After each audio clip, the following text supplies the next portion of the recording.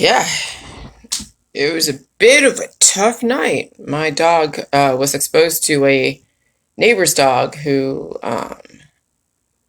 had the dog off their own leash and not trained to stay on its own property. So Sugar and the dog didn't like actually meet, but Sugar was on the deck and the dog was down there. And so the dog was on our property, which means that the dog was leaving behind little spores. Okay, every animal leaves little spores of their existence, of their DNA everywhere they go. Okay?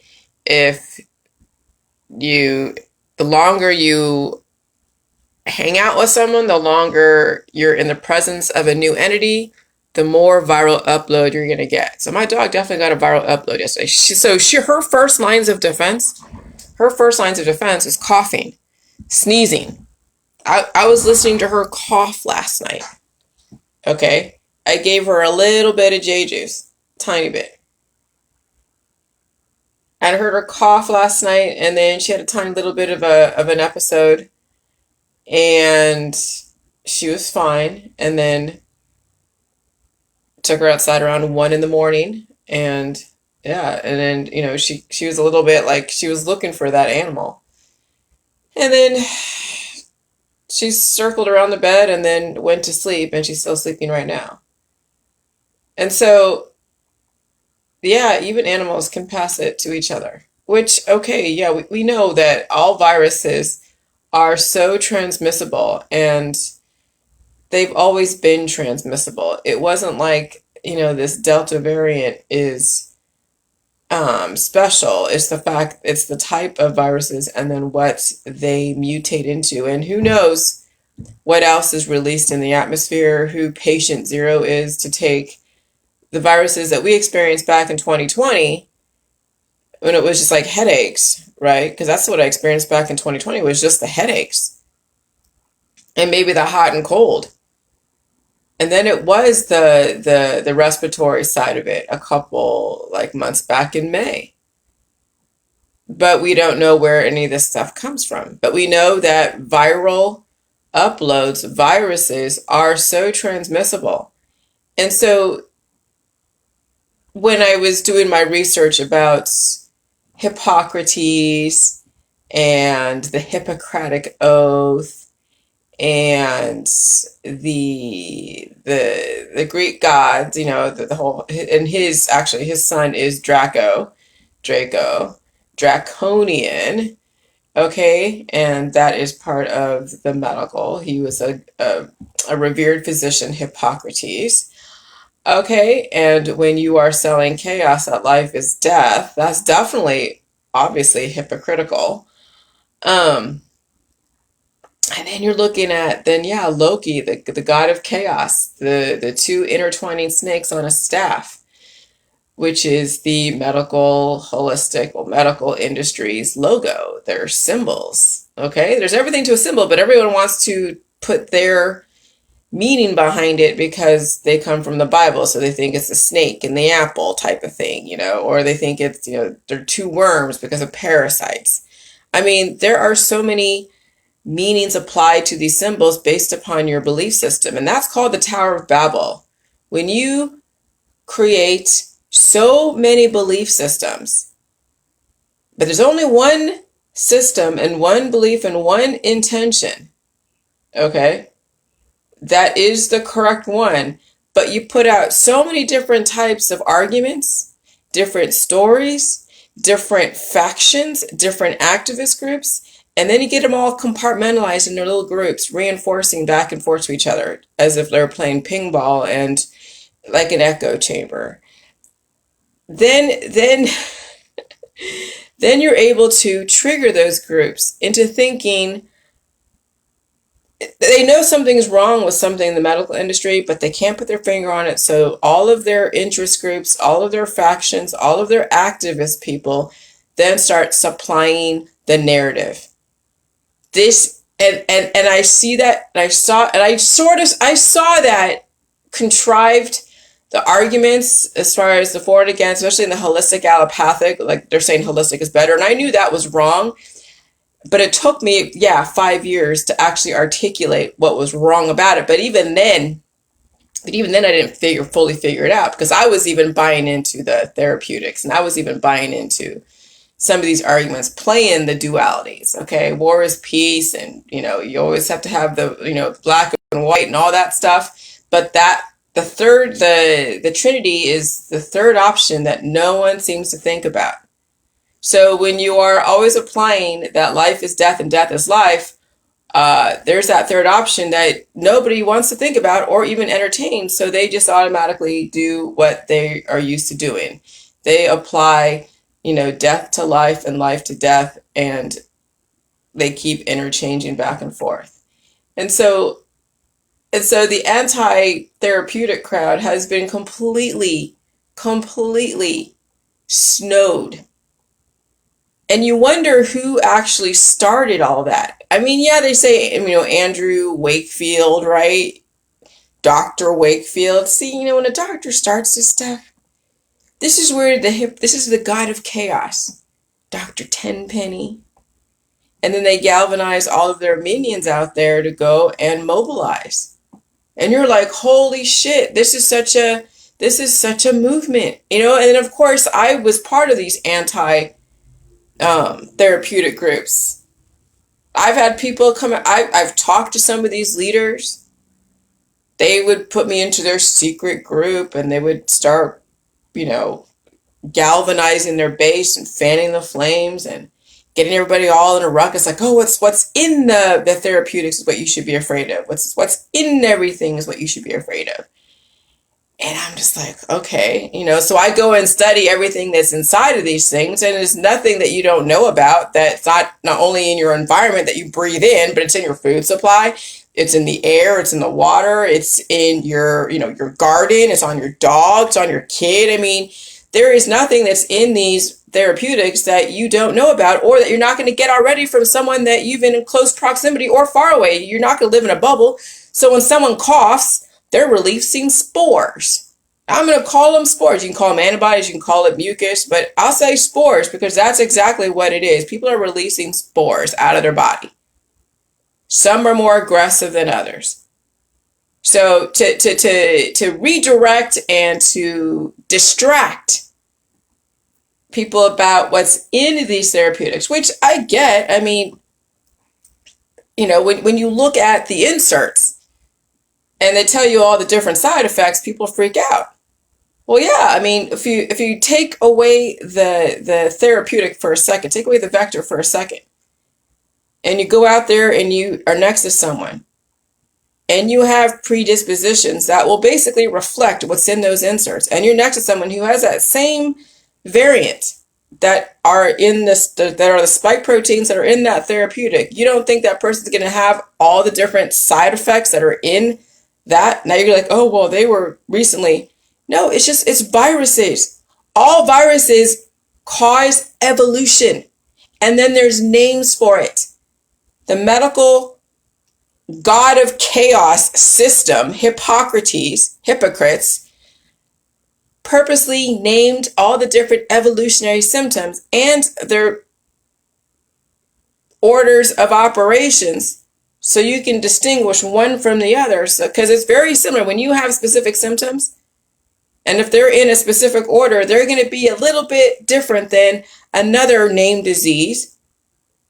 And that's why they call it practicing medicine, because since all the symptoms are relatively the same, and it's just a matter of, okay, well, what's in your predispositions? What did you eat? What community are you in? What's your ethnicity? This is how they get the named diseases, and then this is how they also diagnose you. But they can misdiagnose you, because you all been a party to that too. You've heard about people being misdiagnosed, and what they thought was one thing was really another. But of course, how do they know? Because all the symptoms are relative. They're freaking same. That's the chaotic, crazy hypocrisy in the medical system. And so, yeah, so when you have everyone thinking that these, therapeutics are what causes, when really it's the system that set you up not to be able to handle evolution. And so when you are experiencing evolution, you don't want to feel it because you've mischaracterized the pain and the symptoms, and they have a name for it. Oh, This is the Hegelian dialectic. This is what Alex Jones was talking about, but Alex Jones was redirecting the Hegelian dialectic to something else. He's still part of the whole bullshit, because my husband still watches InfoWars, so I kind of watched with him the other day, and Alex Jones, he definitely got swollen. He is swollen. But yes, the Hegelian dialectic is problem, reaction, solution. You create the problem by not preparing people to evolve. Yes, the atmosphere is relatively stable, as you found out before the COVID.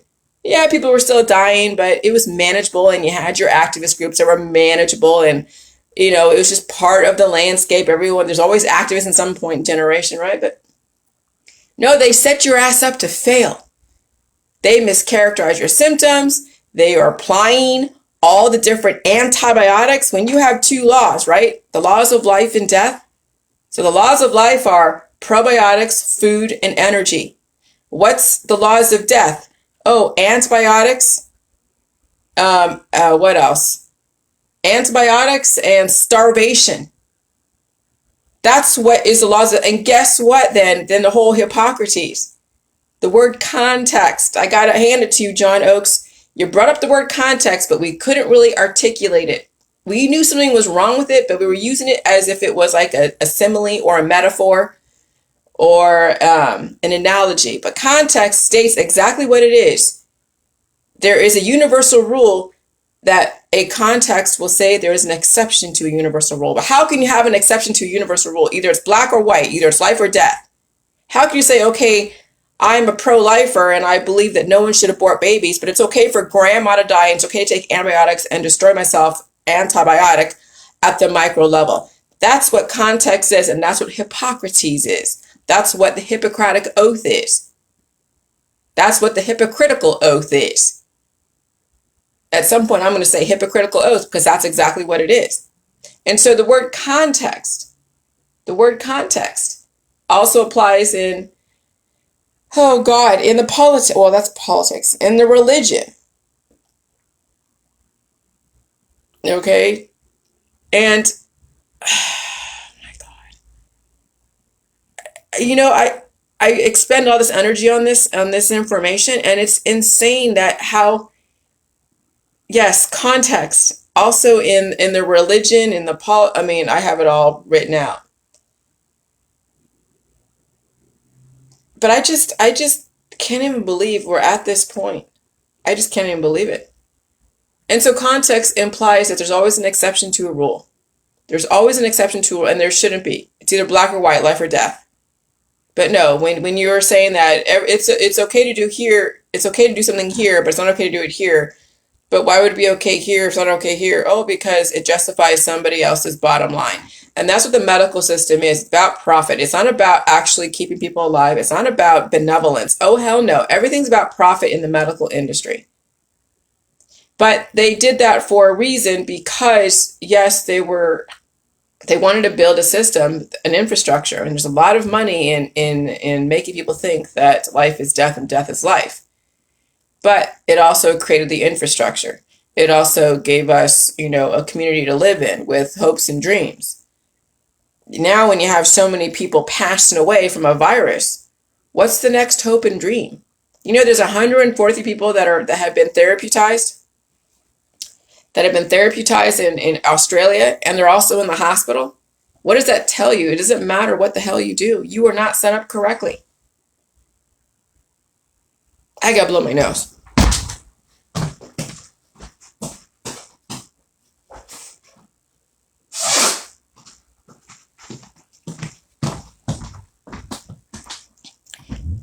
And so I remember when, in my younger years, when I was a little bit of a troubled youth, and I never went to the Scared Straight programs, but I knew about them. I think we should take kids to a hospital. I think we should take kids. First of all, those that understand the jelly juice, I think you should take your kid to a hospital at a young age and show them.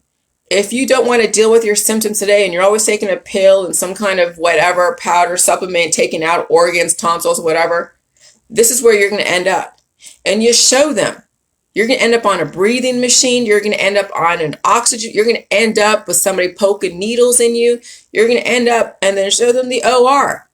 Kids need to see exactly the ramifications of their choices at a young age and what they have trained their body and trained themselves to accept.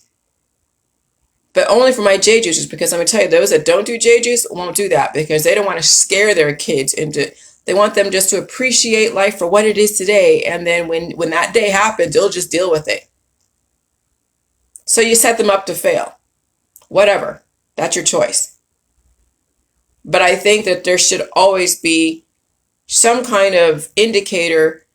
Not indicator. I think there always should be some kind of practice to show the outcome of your choices, because now we can see the outcome of people's choices. Now we can make all the connections. Before, awesome, John, awesome. Before, we thought the doctors were like the saviors. We thought the nurses were like goddesses. Then we realized, no, they're absolutely the freaking opposite. They're so opposite that I don't even want to leave my freaking house. That's how opposite that is.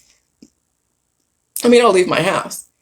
But I mean, it's like when you really wake up to the actual facts of the matter, the doctors and the nurses set you up to fail a long time ago. And yes, the money is so good, the blood money is so good that they won't give up their profession. If anything, they'll keep justifying. They'll be just, and you know it. You see people talking, you see the doctors on TV, they're just like, they're crocodile tears and they're getting paid a lot of money to say what they say. They don't care about tomorrow. All they care about is today. They're riding their shiny, cars, and they're in their huge houses, and their bank accounts are fat, and their kids are going to these Ivy League schools. So they absolutely have no incentive to really take care of their community because it's all about them. Yeah, it is about you. But then now you are dealing with the fallout when it's all about you. So yes, you must choose yourself first. But if your choice is to misinform the public and you hold some kind of authority, it's not about you anymore. When you're put in a position of power, whether it's a doctor, whether it's a nurse, whether it is any kind of position of power, okay, then you have the responsibility. When you know information, see, I can understand ignorance, fine, ignorance is great, but let me tell you, I have Dr. Phil gave me at least a few million people. A lot of people know, all the different agencies, they know about me and all this stuff. All the followers, whoever they are, they know. So if you know about me, you can't claim ignorance. There's a lot of people that are in the medical field that know about me that are pretending to be ignorant because the money's too good. And when you know that about people, then you're like, ugh, it kind of makes things dirty. It kind of makes things very dirty. Oh, but they can't get out of that profession because they got bills to pay and someone to take care of. That's right. That's the justification. That's the justification. That's the easy out. That's how you don't ever take responsibility when you claim you're taking care of somebody else. So you can't possibly change your life or get out of a profession. And so, yeah, that's why I've been calling out, people on my J juice, not specifically, because I know there are people on my J juice, or say they're on the J juice mentality, and they're nurses. Oh, they're going to the hospital every single day. I know it. They know it. I haven't called them out specifically, but they know who they are. They're keeping silent. Like I said, if they're listening to me, they would keep silent because I don't want to hear from them. I know what you're doing. But you're smart if you don't trigger me. And so if anything, I would keep you around just for that you're smart not to contact me. So if you're in that profession, you're getting the blood money. That is definitely blood money. And yes, when you're credentialed in any facet of the industry, it's blood money. Oh, but what about those that are like, supporting them, like all the different vendors and all that stuff? It isn't whatever. It's a business of business, right? You're doing what you got to do to keep yourself afloat when it comes to a business. But they wouldn't survive if it wasn't for the insurance company or for this. Oh, if you didn't have the doctors and nurses, you wouldn't have a freaking hospital because insurance companies can't oversee care. It's when someone gets credentialed and they're taking on clients and patients and they're part of the therapies. Hospitals and doctors' offices don't run without the credentialed professionals. So that's who's going to take the steam out of the hospitals. It's not the sick people because they're a dime a freaking dozen. It's those that actually draw a paycheck are those that are going to make or break the hospital system. But hey, they're going to get their vaccines. They're all going to be forced taking a vaccine or get out of the industry. You got to make a choice. You can't play both sides. So I don't want to hear anyone in the medical holistic who are part of a corporation drawing a paycheck from the blood money of their patients say anything about, oh, it's my freedom, it's my this. Dude, the hypocrisy is just bleeding out of you. So I have no sympathy for anyone, any nurse in the medical industry who doesn't want to get a vaccine. I don't care. You're the one that's drawing a paycheck from it. Go be like your clients. Go be anesthetized. Go have a bypass of a second line, first line of defense. You're not doing J juice. I know that. And if you are, you will be in a cured state because you don't want to feel any of the symptoms. Because I've heard that from one of my nurse people on the J juice. Well, I can be around everybody and not feel anything. Well, okay, that's great for a second. But evolution is feeling something. Evolution is actually exercising your diaphragm. And you think you can be hacking up loogies while you're taking care of a patient? And you got to be on call every single day. You think you can take out a whole week while you're coughing? You realize that I got over, and I have been on the J juice for a while, I got over that coughing stage. It took me probably a couple weeks. You think that the system is going to want to let you take off for a couple of weeks? That's saying, oh, hold on a second. What's going on with you? Thought you took the vaccine. Why are you sick? No, you're going to be like, oh, I feel something. And then you're going to be taking J juice. And then you'll be a mummy. See, that is, everything gets a return. I don't even want to say the word K because I hate the word K. I'm not even going to say the word K. But everything gets a return. That's actually the Walking Dead's on again. I'm like, oh, I got to take a break from The Walking Dead. But yes, everything gets a return.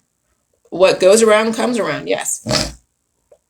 And so if you are upholding the Hippocratic Oath, or you support the Hippocratic Oath with your credentialed license on some level, do no harm, whatever the hell that means, you're going to have to deal with the influx of people coming into your hospital. You're going to have to get the vaccine. You're going to have to deal with so many crazy ass things that go on in these places. And you're going to be working your ass off. You're going to try to take your vacation. You're going to try to have time with your loved ones. But no, most of your life is going to be dedicated to what you created and what you sustained. And you can't bitch about that. Because yes, your husband and your wife like the paychecks. But you are now going to be sacrificed. Because guess where all that energy is going? It's not going to your husband or your wife or, other things that you want to do. It's going towards that system. And so as your body keeps depleting and you keep giving away your energy to a system that already sets you up to fail too, everything gets a return. And so, yeah, we're going to watch all this shit unfold before our very eyes. And let me tell you, as they are mandating every single doctor and nurse to get some kind of vaccine, whether they want it or not, you're going to see people are going to choose. Hopefully they choose correctly. They get the hell out.